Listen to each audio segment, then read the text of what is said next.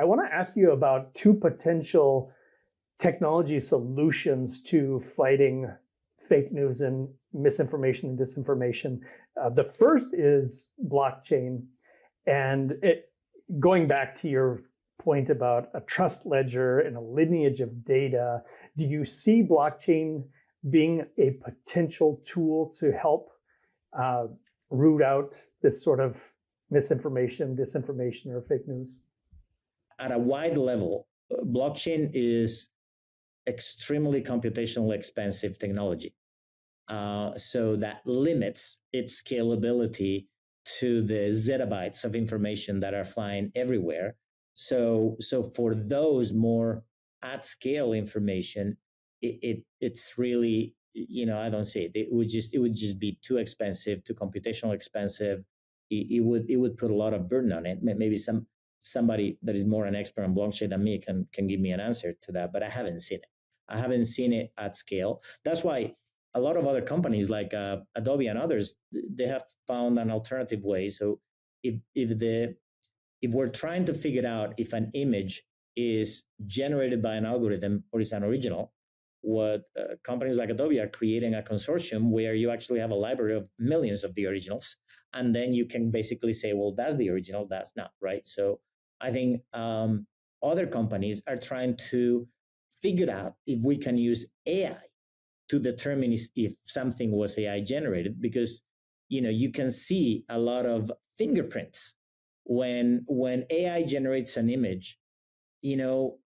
AI, that image is generated statistically, is not generated based on physical principles. So you typically can see that the shadows are not correct, because AI doesn't really know that if the sun is there, the shadow is here, the sun is there, the shadow is here. AI just statistically produces an image based on a bunch of images that it has seen, right?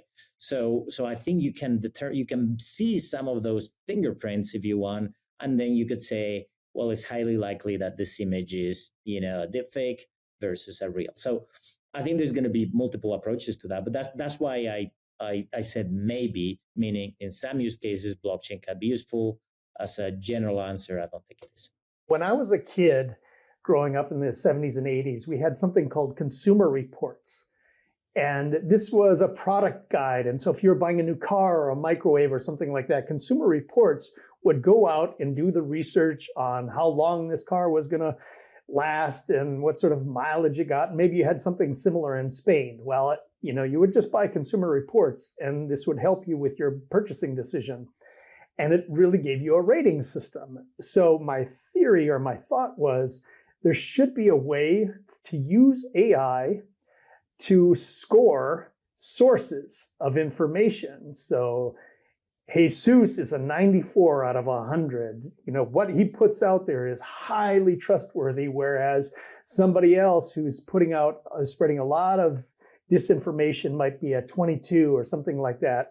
And so we have a very quick way of determining, using AI through the social media app, credibility. And I wonder if there's any sort of credence that you would lend to that, and if this is a sort of a valid idea, and maybe somebody is already trying it. I was about to say, it seems to me like you've got a great idea for a new venture. I think it's plausible. I mean, think about that. We trust peer-rated products or articles more than we trust institutional sources. And the first company that I can remember that figured that out and made a very lucrative business model about it was eBay. The magic of eBay was not actually creating a marketplace. The magic of eBay was the trust system that was created by the scoring, by the fact that if you look at somebody that has done 100 transactions and it's 100% rated, you don't know this person. You don't know where this person lives. You don't know if they're going to take your money and run, but you don't think so, and you're willing to. And that, I remember at the time of eBay, people like me said like, oh, wow, like people are going to buy cars like this on eBay. And I was laughed at. I was really laughed at, saying, no, this is just for $10 things. Nobody's ever going to spend $1,000 on eBay. Well, yeah, good luck. So I think it's an interesting idea.